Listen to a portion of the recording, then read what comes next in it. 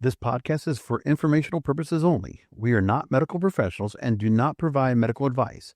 Consult a healthcare provider for any health concerns. Opinions expressed are not a substitute for professional medical guidance.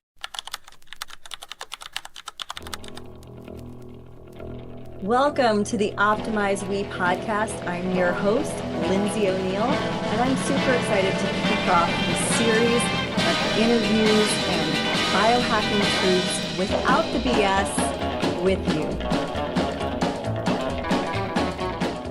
Hello, and welcome to the Optimize We podcast, where we share biohacking truths without the BS. I'm your host, Lindsay O'Neill O'Keefe, and today I'm joined by an amazing human who is doing so many wonderful things in the longevity and anti-aging space. His name is Brian Vaszily. He is a prominent leader and researcher and has been doing this for over 25 years. He's the founder of a very popular, over 500,000 members. It's a platform called theartofantiaging.com. Their mission is really to empower you with the most effective, evidence-based natural solutions and avoid all of the overwhelm that comes with trying to overcome disease to live a long and happy life. He's also the host of the Art of Anti-Aging's highly respected Healthy Aging Summits, which have impacted so many lives, millions of lives. And he's the founder of Purity Woods, which I am happily using on my skin these days. It's the fastest growing certified organic skincare company. So, Brian, without further ado, I want to jump into this amazing career that you've built, talk all about the things that you're doing for now and in the future. So, welcome to the show. Well, thanks, Lindsay. Great skin, by the way.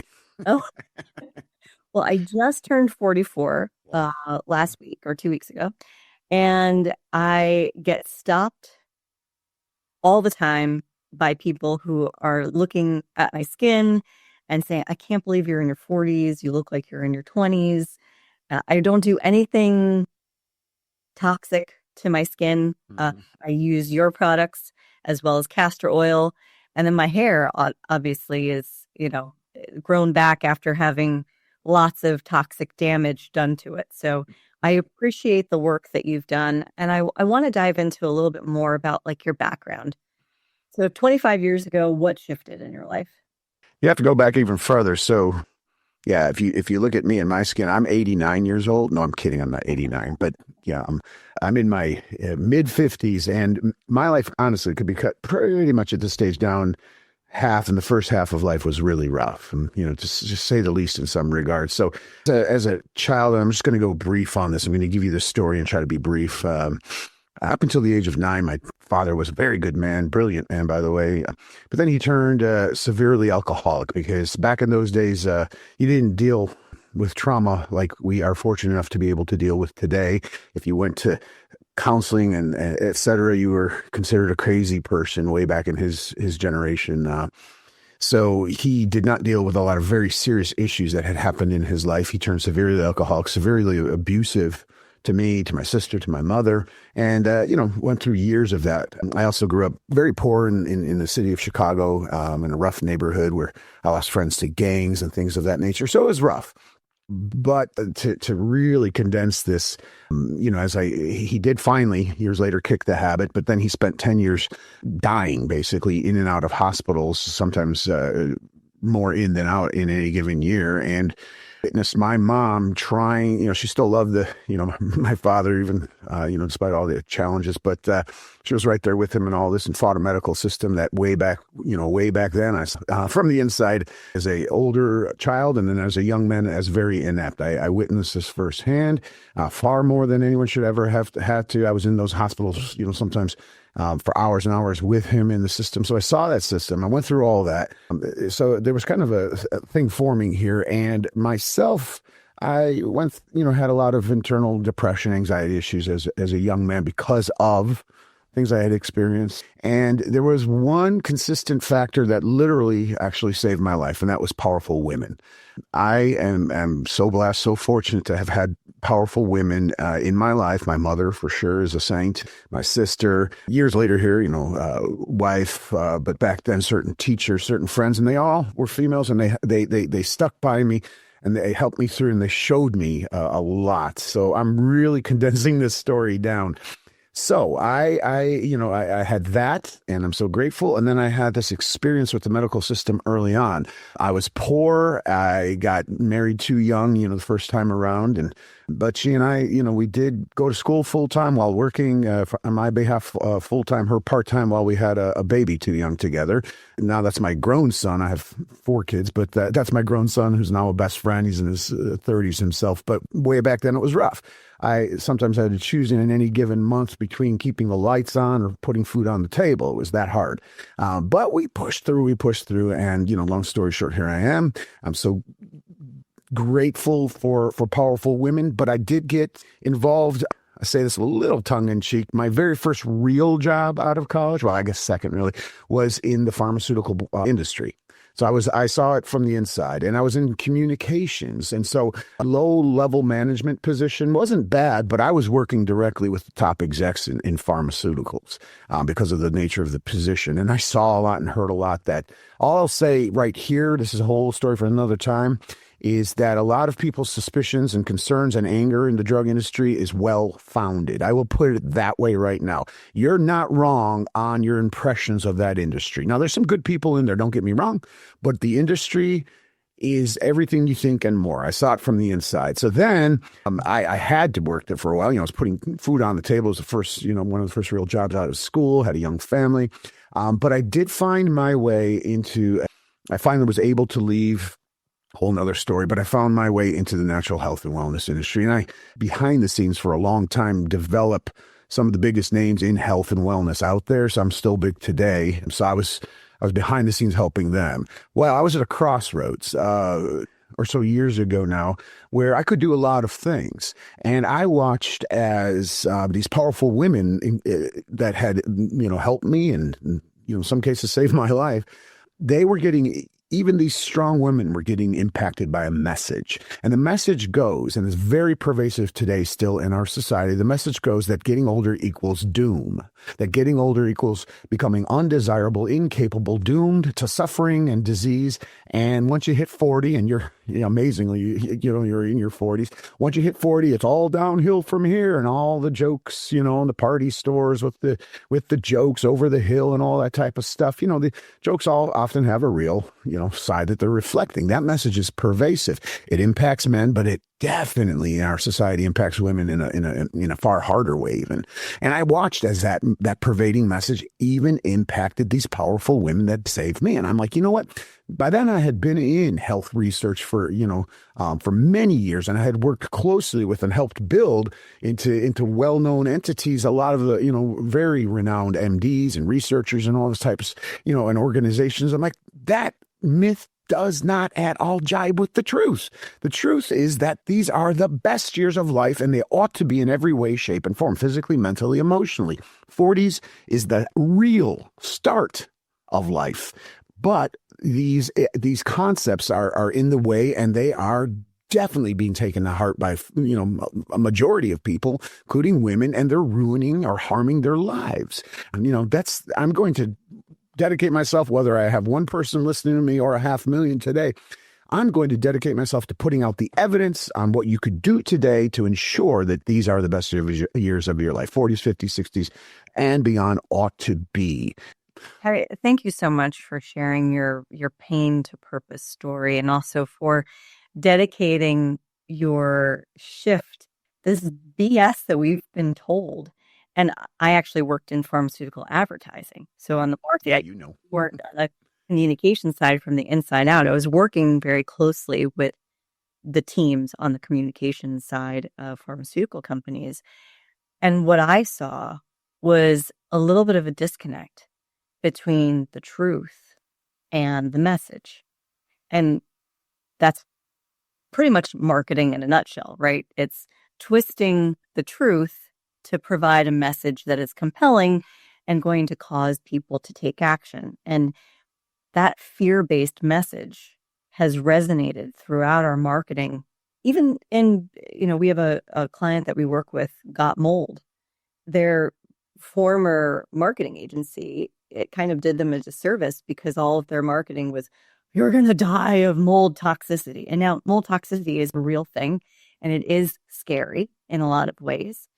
But from a marketing perspective, look at a lot of the brands and messages that we've seen, even for erectile dysfunction. You see people happily holding hands, watching the sunset in a bathtub. And that's, the message that we've put forth for women. It's a lot of the same thing, especially women my age. Perimenopause, oh my God, it's so scary. Your hormones are going crazy, and you need to inject pellets into your butt, and you need to, rub all these creams on you and take hormones to manage your own. No, you just need to support your body in its magical and intuitive way of healing and regenerating itself. But let's go back to the beginning of your story, because a lot of people who are listening to this, including myself as the host, have had a very similar upbringing. Or as kids, before our brains are even fully developed, by the age of 25, 26 years old, we've experienced a lot of trauma. Yeah. And our cells hold on to that trauma. And so by the time we are in our 40s, many of us do actually feel run down. And it may be contributed to the fact that we're being told that we are in a phase of life that is kind of at the end or at the middle of our life, and we should go through this midlife crisis and our bodies are breaking down. But that trauma that we experienced as younger people lives in our body, it lives in our cells. And so how did you make that jump across the chasm, not just for other people and in messaging, but physically for yourself? That's a great question. Interestingly, by the way, in my later 20s especially, I had mystery, especially gut focused symptoms, and I went to all kinds of tests, all kinds of doctors and medical centers trying to figure out what it was, and was told, and it's true, I was lactose intolerant, but there was a whole lot more. I addressed that, and it didn't change anything really. I mean, I will say this: the punchline of my story is when I finally did, my gut issues were, gone. Not overnight, but in a very short period of time, actually, a lot was eliminated. A lot of these symptoms were gone pretty darn quickly in me. So it was it was a fair amount of work, and it's work of more than a dualistic nature. There's, you want to address these from all sides. Everybody loves in these interviews, and I'm happy to give this because there's a lot of truth to very physical changes you can make, things you can do to improve, foods you can eat. Everyone loves hearing that. Foods you want to avoid, foods you want to eat, steps you want to take that are very physical. But the reality is you also, and this is what a lot of people don't like to hear, have to address the emotional aspect. It's vital. Okay. I was young. I mean, so I had not even wanted to address all of that. I wanted to just forget it, what I had experienced. It doesn't work like that, unfortunately, and so I did a lot of work where it was ultimately forgiveness work. And for me, the forgiveness work came with it. Doesn't mean, someone's off the hook for anything that they did to you, said to you. But, forgiveness, if we don't forgive, it doesn't harm that other person. It harms us. Right. And so I had to do a lot of deep work, and I worked with different types of traditional and not so traditional therapists toward that end. And it was a combination. And by the way, that's a journey too. So I could go off on all kinds of tangents here, Lindsay. I'm not going to do that. But what I'm saying is a lot of people try a therapist and like, it didn't work. It didn't work for me. Sorry, that's not working. No, you've got to also, it's a relationship. It's just like dating, right? You've got to find the right type of therapist that resonates with you. And for me, a certain type, definitely did, and some types did not, but I did find it pretty darn deep and found it in me to genuinely, and I do, forgive, my father, because that was the heart of the trauma for all he had done. And in my case, because I'm a very, I'm a research geek. I'm a very mental person. I want to understand everything and inside and out. I went back into his life. I'll give you the real short version of some things that he went through. He was basically a spy for the U.S. in World War II, and he saw so many things in World War II that he couldn't talk about, and he never did. I mean, got little snippets here and there, pieces of that. One story that he did share to some extent, more so with my mother, because that was his, his wife, was that he met, I think he even defined this to my mom at that point of his life when he was a young guy in the Army as the love of his life, or the young of his young life. He met her. She was a soldier too. Turns out she was a Russian spy, posing as a German. And they fell in love. And they were going to get married after the war. And then she was disappeared, and he never saw or heard from her again. So he had that to deal with, and he never did. Then fast forward in his life, he did get married to a woman. They got into an argument. She stepped out of the car, and he watches a truck ran and killed her as she stepped out after an argument. So he didn't deal with that. Then he lost a 14-year-old son. What is that? Brother, half brother that I never met, because I was only 3 years old, was killed. 14-year-old, his son from his marriage after that marriage was killed by getting hit by a car. And then he married my mom and was with her for 25 years, the last 25 years. So those are some of the key things that he had dealt with, right? And he never did. He never dealt with that trauma. That's tremendous trauma, because that's way back when it was, you got to be a crazy person if you're going to go to a counselor or, a psychiatrist or whatever. These days, thank God, it's different. So he didn't deal with that. So for me, it was just like an understanding, like, I get it. Man, how do you deal with that when you're not dealing with that? And you're just trying to close the door on those things, right? So it helped me. But that's one style of therapy for someone who's very mentally focused like myself. And I said, I mean, I could say it right here today 1,000,000 times over. I do forgive him. That's hard to deal with. And that doesn't give any kind of, permission to do things that were done or said, but I do forgive. And so when I let that all go inside of me, my world changed. And simultaneous to that, what I was getting to is I was starting to incorporate, starting to overcome some bad youthful habits, 20s, 30s. A lot of us have things, right? And I was also learning from the other direction, in simultaneous to that, the physical things that I mentioned that we can change, starting to eat better, starting to, do the proper types of exercise and other factors as well. So, it was that combination.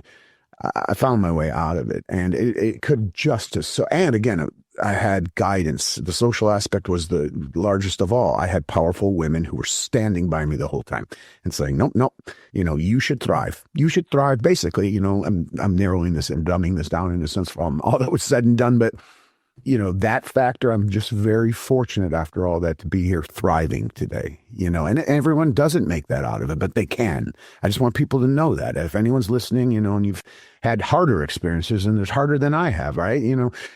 You can come out of that. And if you have unexplained symptoms, especially, so often this is the case. I just want to note that. Yeah, it's amazing how the gut-brain connection is really a thing.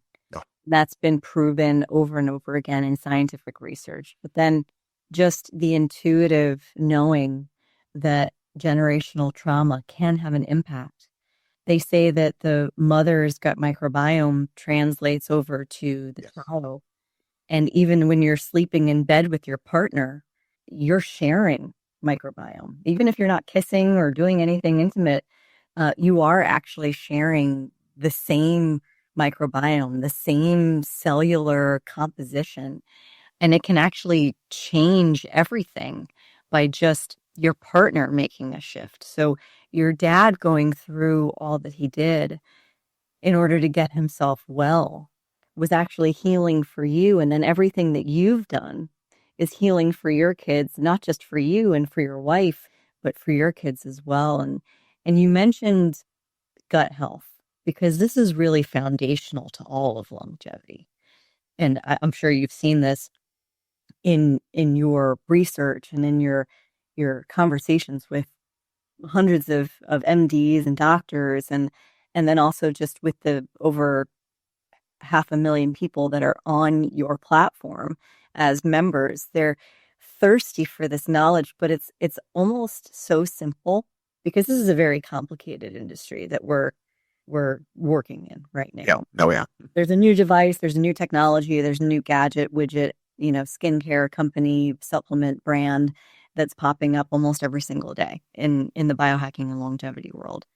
But the gut is so important. And a lot of people don't even look at their skincare as being potentially gut harming. You actually had a really funny Instagram post where you were saying, would you put this skincare in your mouth? Yeah. Would you swallow your skincare? You have to actually think about things in that way these days, because, anything that you put on your skin, which is your largest organ in your body, gets immediately into your bloodstream. It's the same thing as ingesting it and having it go through your digestive system. All of those toxins are really impacting your gut. So I'd like to riff a little bit because you like to go on tangents. I like to go on tangents. And gut health is super, super important. And you've alluded to the fact, like, yeah, you could eat a little bit better.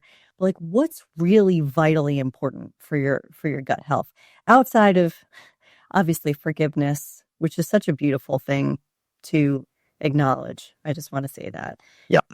Forgiveness, having a better understanding, asking more intuitive questions of your parents, of your children, of your business partners, of anyone that you feel like you might be in conflict with, and being able to let that go. Outside of that, let's go into like the food side. I'm a Harvard certified culinary medicine chef, and so I love the food side of it. But let's talk about that cross section of gut and food and optimization. One of the things, if somebody said, what's one of the most vital things of all, for my gut health, I'd say today, given that most people are not getting enough fiber. So, it's not the world's sexiest, most amazingly interesting, awesome topic, but it's true. We're getting, as we, a general population, are eating far less fiber than we need to be eating. And fiber is essential for your gut health. I mean, everybody thinks of regularity with fiber, and yes, that's true. And that alone is a reason enough. But fiber is a detoxifying agent in a huge way. One of the most amazing you could consume, really. And it is food. Part of it is really strong food, quote unquote, for all those those bacteria, the good bacteria in your gut, and the fungi and everyone else that's in there. So what is the microbiome? It's these trillions and trillions of organisms. There's supposed to be a balance where there's a lot of good ones, working on your behalf, like you said, that impact your brain health, your heart health as well, your skin health. It's, and it's all this two-way street. And the more we find out about, microbiome, the more, the Hippocrates, noted that the, good health starts in the gut, I believe, right? I mean, and we're like, wow, that dude was right. That was thousands of years ago. And it's true as can be, and we're finding ever more so true. It's key for immunity. Well, if you're not getting nearly enough fiber, that is probably one of the first changes I would say for people to make. You just got to consume more fiber. How do you do that?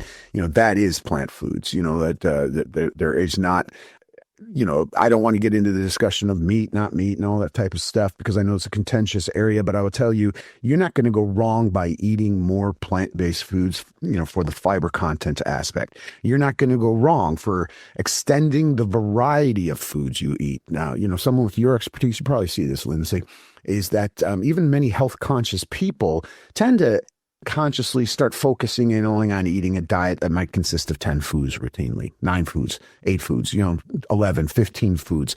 That is something that, it's better than eating a bunch of horrible processed foods, but it's not nearly as good as extending the breadth of the types of foods you eat to, I think this research showed 30 is kind of a magic number on that front. So are you eating on a weekly basis 30 different foods, a week?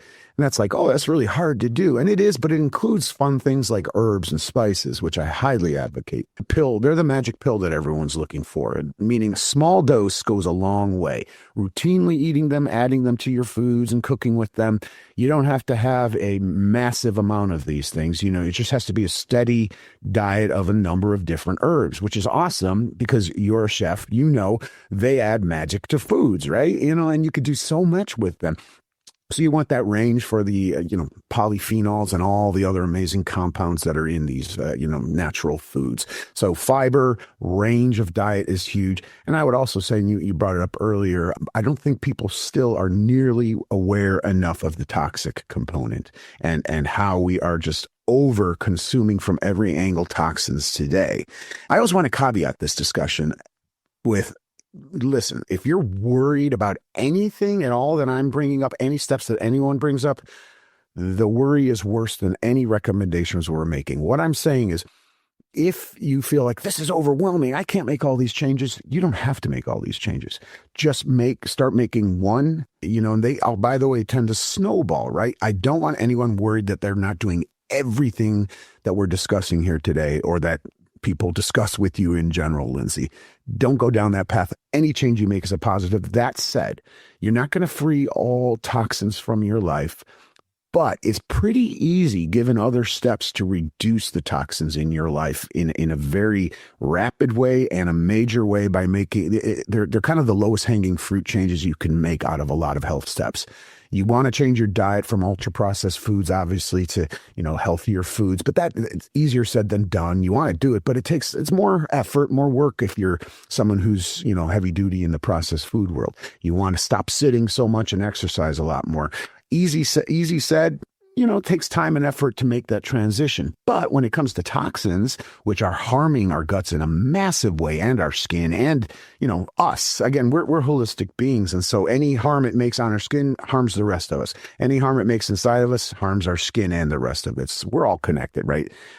So the point is, toxins are probably the easiest major step you can take to remove the bad from your life and put good in that will have a massive impact on your health, and it's low-hanging fruit. And I can go deep on any area of toxins you want here. It's a passion topic, as you know, of mine. But yeah, I'll shut the heck up for a moment here and let you take the floor.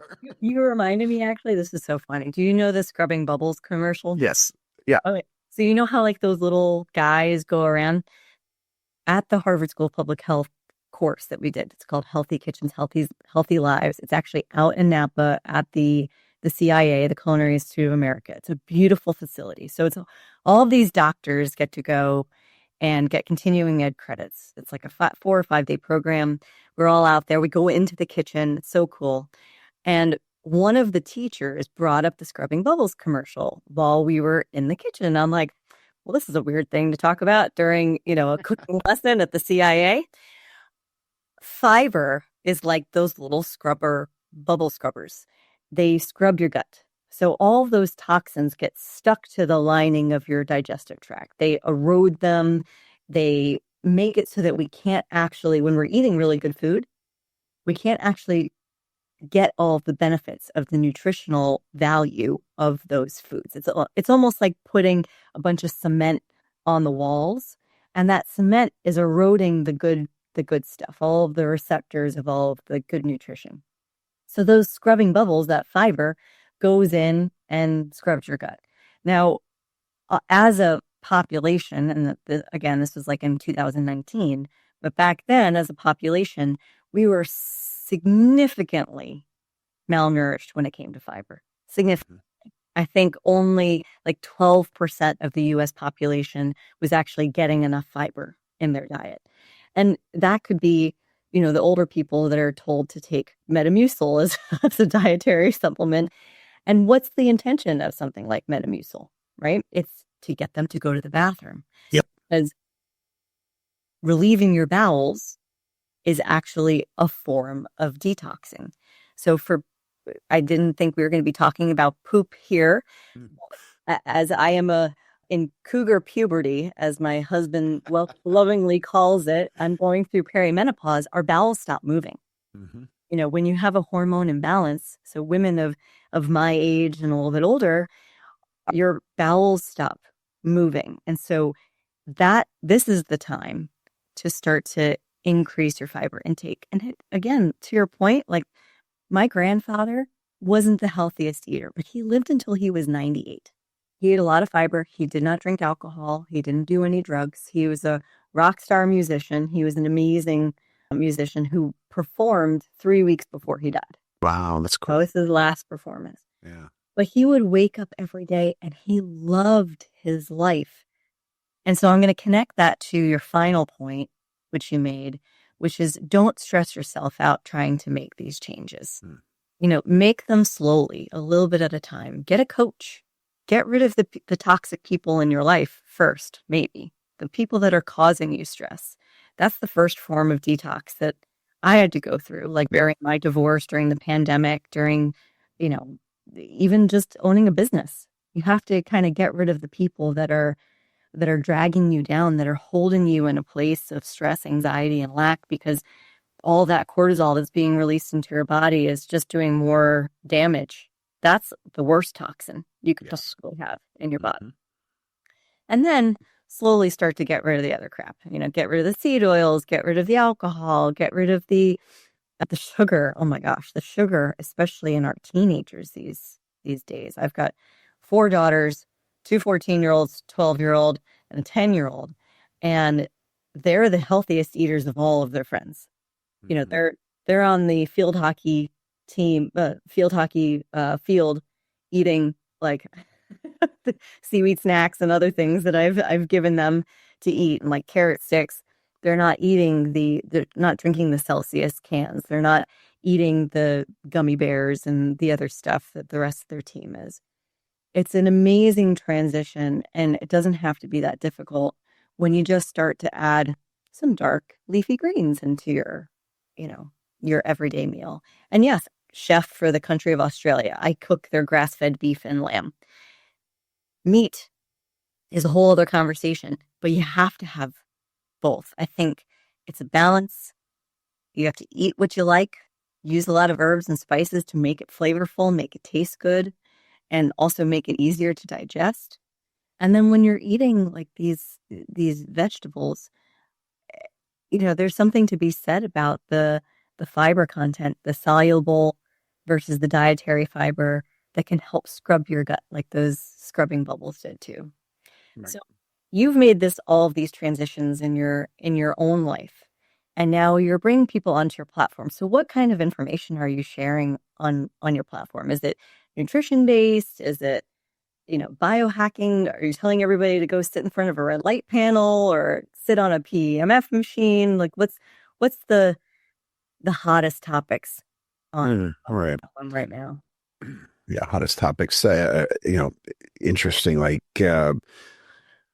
my thought. First of all, I'm going to give you my thought on hottest topics. Is it's always fun and interesting to follow, but it's not necessarily where you want to be. Right? You want to be where you're going to make the most positive change in your life. And I always spend a fair amount of energy bringing it back to some things that have gone out, but are still extremely verified by science, right? And, so it is fun to follow those things. I have no problem with that. But yeah, what the art of anti-aging is all about is evidence-based, and not drug and not surgery. And I'm not completely, by the way, opposed to drugs and surgery. I never want to give that impression. I would tell you, certainly drugs have done some good, but I think they're incredibly overprescribed. And people think of healthcare. Most people today sadly think of healthcare and they think pharmaceuticals, or they think procedures, surgical procedures. That's not healthcare, right? So my whole take is, I don't even consider myself necessarily a biohacker. I love biohackers and I can talk shop with biohackers all day, but for me, I'm like, what I'm trying to give people is what can they do right now? Not what might work, what will work potentially down the line in the future, which is all fascinating to me. But, those following me tend to be, in their 40s, 50s, 60s, 70s, even beyond. And they want to know, what can I do right now that's going to make a difference? So everything I give is about that. Like, this is shown to help you. Here's why, here's what it can do.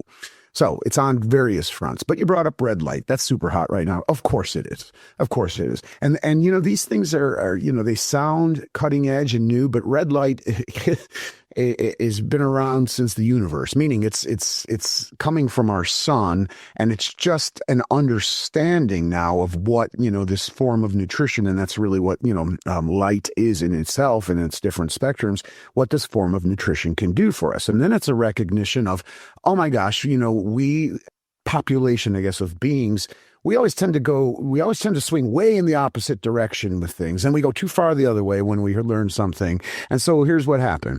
And this is my real lowdown version with red light therapy, is, oh, wow, the sun causes cancer, hide from the outside, go inside.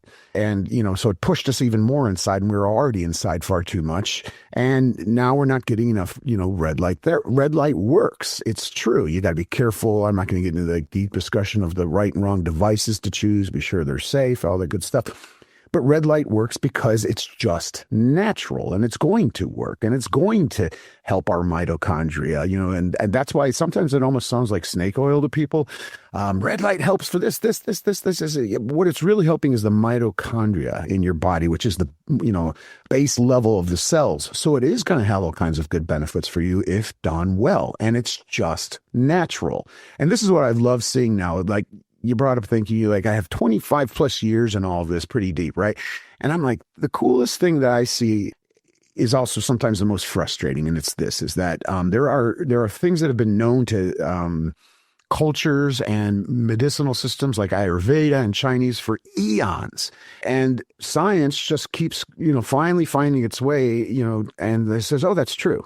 And it verifies these things that have been known for eons. So when I first started out in all this, people were saying you're a quack. Not me, but those I was trying to help. You're a quack because you're claiming that food is dirty and that processed foods are that bad for you. Nonsense. So that's only, 20 some years ago, and they're saying you're a quack. And then today, nobody would say you're a quack for saying ultra processed foods are pretty horrible, right? And I've seen this, like all of these things that people are called quacks for earlier on are eventually verified. They might not have it exactly right at first, but then you start to, the science does start to, level out and say, well, actually, there's some validity to this and this and this. I was talking about herbs and spices. These things are little power packs of medicine that are anti-cancer, antiviral. They're loaded. Nature still knows what it's doing far more than any human being in a lab coat. And that's why for me, I kind of look to all that and then I say, all right, and then what's research showing now? And that's what I really like to present to people is like, my eye toward ancient history and then watch the research. I'm a geek. I read white papers. It's a weird thing, right? But I love it. And I'll bring to people, the facts showing, okay, here's why I'm saying you probably want to eat more cloves. They're not just for sticking in ham at the holidays. This comes to mind because I literally will chew on cloves. Why? They're loaded with a compound called eugenol, Eugenol. I think I'm pronouncing that right. Eugenol. And they're potent as can be anti-cancer and anti-inflammatory agents, and a little goes a long way. Things like that. And I'll present that to people. So it's not so much categorized, great question about the art of anti-aging. It's more about what really works and why. Yeah. That's beautiful because so you have so much there, and we could talk for hours about all of this, but it is frustrating in this industry. I mean, the first day that I spent at Dave's biohacking conference in 2023, Yep. I was so overwhelmed and also so frustrated that none of these healing devices or modalities were mainstream. Right.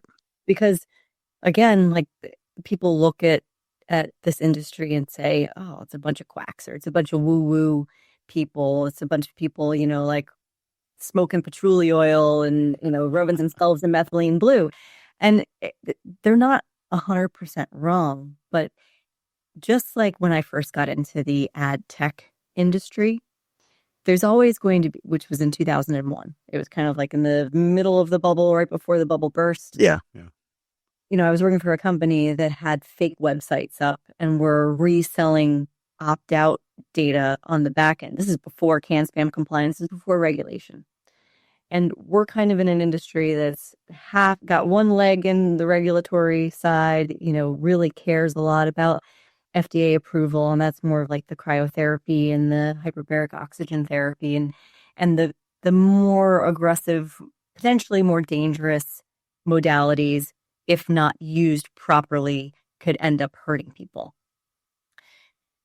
Similarly to the tech industry back in the day, there was a lot of people who were just getting into the industry because they saw an opportunity for selling a product or selling a service or selling something that would just make them a quick buck. Oh, well, all of these people are sick and they want to live forever. They're looking at Brian Johnson and he's spending $2 million a year on biohacking and blah, blah, blah. And I want to do his thing. So I'm going to take these 25 supplements and I'm going to sit in a cold plunge and I'm going to do all these things, but they're foundationally not doing the things that Right. you do. They're not taking care of their mental health. They're not getting sunlight first thing in the morning. They're sitting in front of a screen all day. They're not moving their bodies. They're eating stuff out of a box or a bag or a can. Yeah. And, they have toxic relationships with their loved ones or their business partners. And so I love what you're doing. And that's why I was saying it's so beautiful, because you're really educating people on how to live life to its fullest. And it's not overly complicated. And this industry is wrought with potential, and it is frustrating. And it's one of the reasons why I started the Biohacking Index, to bring unbiased third-party ratings and reviews from a panel of over 110,000 doctors and clinic owners who are using some of these technologies that are not being sold on Amazon. So you can't just go to Amazon and say, oh, I'd like a $8,000 hyperbaric oxygen chamber in my basement. And there's no $8,000 hyperbaric oxygen chambers for sale on Amazon. But before you do that, before you invest that money, whether you're a clinic owner or you're just a person who's looking to optimize their health, you have to do the research. Yep. I think this is the shift that technology, AI, is starting to have, the impact that it's starting to have on our future generations, and even us as, older people in our 40s, 50s, 60s, 70s. We have access to way more information and way more efficacious research. We just have to be our own advocates and discoverers in our own lives.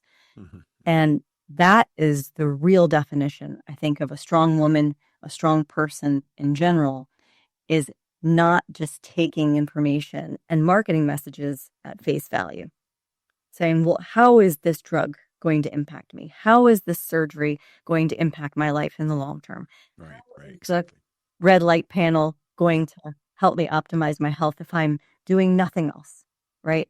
We're all looking traditionally in the past for a magic pill and for something that we can just take and, magically we're going to live forever. Mm-hmm. It's just not the case. Mm-hmm. And so you have amassed a list of over 500,000 people, which I think it should be more than 10 million people on your list. And hopefully it will be soon, because the message is not, there's one thing for one issue. The message is, here is information that's easy to understand so that you can make some small shifts in your life that are going to swing the big door of positive change, right? Small hinges swing the big door of positive. That's right. You don't have to change everything to change everything. Right.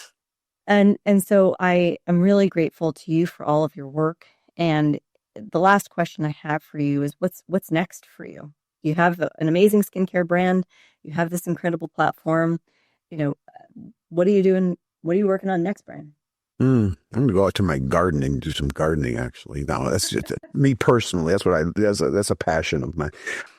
Things that technology focuses on are corrections to things that, we are supposed to be doing. And, it's lifestyle choices we're making that push us far away from doing those things. That's really the bottom line. Okay. So you're probably one of most startling and, oh my God, statistics, if people understand it, is that we spend 93% of our life indoors. And if you understand health and well-being, you know that that's terrible. We are meant to be in the daytime outside far, far, far more. I can't recall exactly, but I read or heard in the 1950s, we spent half of our life outside. And if you look back further in human history, we spent most of the daylight hours outdoors. So it's kind of a reverse, right? That alone is a huge problem. Hence the need for, cleaner air that we're not getting from the outside. Hence the need for, light adjustments that we're not getting from, this top nutrition source of ours called the sun, because we're not exposed to it, a million other things. So the point is that a lot of the supplements to gadgets, and some are good, don't get me wrong, some are great, some work because we do live in this world today, but they're all adjustments to the way we ought to be doing things like that. And you're 100% right. The solutions are the major solutions, the small hinges that lead to the big, openings, the big door openings, are simple. They are simple. We said, they're simple to understand, at least, right? We brought one up, fiber. All right, breadth of food, the amount of foods. Go have fun and shop, at the grocery store and try a whole bunch of different, good for you foods on a weekly basis just to see. It's a fun thing to do. We need more fun in our lives. That's a huge one, by the way, that people ought to get more of. Don't downplay the importance of fun, everybody. It's super vital for you. Anyway, next thing on my list is that's probably a small hinge opening a door to a big conversation, maybe a next conversation, because I have been focused on, well, listen, why do so many people today know so many of the right steps to do, and yet they're not able to stick to doing them? I think we're more educated than at any time in history on the right things that we ought to be doing. I think more people know the basics. Like you, I have 4 kids. I have a 20-year-old, and I think that well, I guess he's been exposed to me, but any given 20-year-old can tell you the essentials. I know I should not be eating all these processed foods. I know I probably should be eating more vegetables, the basics. I know if they're not getting enough activity, I should be getting more activity. We really have penetrated, not everybody, but we've reached many people. Most young adults even know the essentials. If they were able to do them, we wouldn't have all these chronic disease issues we have, but we don't. They're not able to do that. Why? I've been focused on that. I found a lot of answers on why, and it's got to do with, well, long story short, impulse control. We are in a position now, uniquely, we haven't faced this as human history, where we have attention fatigue, decision fatigue, and we are constantly, unfortunately, as a we entity, as a group, far more stressed, far more in angst, far more overwhelmed, far more brain fog than we've ever been. And this is because of we've got near 24/7 access of the outside world pounding at us. The internet being by far the primary culprit here. And you're doing good in the world, and this is a healthy thing for people, to be listening to, but so much of what people are exposing themselves to out there without even thinking about it are draining us of our ability to think clearly and calmly and make calm decisions. We're in a state, like you said, of excess cortisol, fight, flight, sympathetic nerve always turned on. You can't make sound decisions. You're in a state, when you're in that state, and we almost are always in that state today versus any other time in history. We're almost always in that state as a collective. You're going to make decisions that are very short-sighted, impulse-driven. I want it now versus what's the right thing to do for my long-term health. So we are making poor decisions, even though we know better today, because of that. So that's where I'm going to, show, and give people very practical steps. So you asked, and that's the answer. I'm going down that avenue. Yeah. I love it. I can see a decision state playbook. Yes. Yeah. I love that. And they're very physical things you can do to make it, that less the case for yourself, to make yourself less vulnerable, I guess we'll say, to all of these, you're being targeted. I mean, intentionally targeted.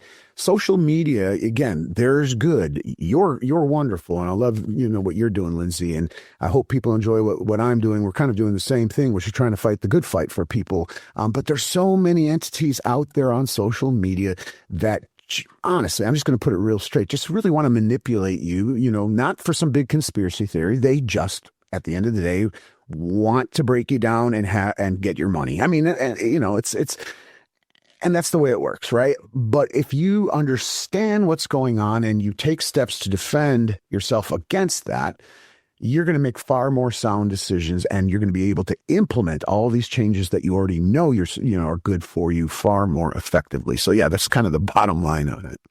I love this. Yeah. I've loved our conversation today. Everything from having a better understanding of your parents' trauma so that you can help heal and you can forgive so that you can start your own healing process, to small hinges that swing a big door of positive change. And now this eye-opening, awaken process so that you can really be in a state to optimize your health and longevity with power and with vision for our future collectively. And that's just an amazing, amazing story of not just resilience, but also passion and purpose from pain. And now in the future, let's all get back outside in our gardens and let's open up our eyes to new possibilities. Let's really see things for what they are and not for what the marketing messages are saying. Brian Vaszily, you are leading that charge. So I'm really grateful for having you here today. Thank you so much. Everybody go to his website, theartofantiaging.com, and stay tuned for a lot of amazing things coming out from Brian Vaszily. Thank you so much for joining me today, Brian. Oh, I love what you're doing. It's been a pleasure. Thank you, Lindsay. Thank you. Thank you for joining this week's episode of Optimize We. We loved having you along for the ride. Now, if you want to dive deeper into our guests' insights, be sure to follow them on their socials because trust us, it's worth it. And don't forget to connect with us either. We're at wellnesseternal_. Stay updated, join the conversation, and be a part of the growing community. Until next time, stay inspired, stay optimizing, and we'll catch you in the next episode.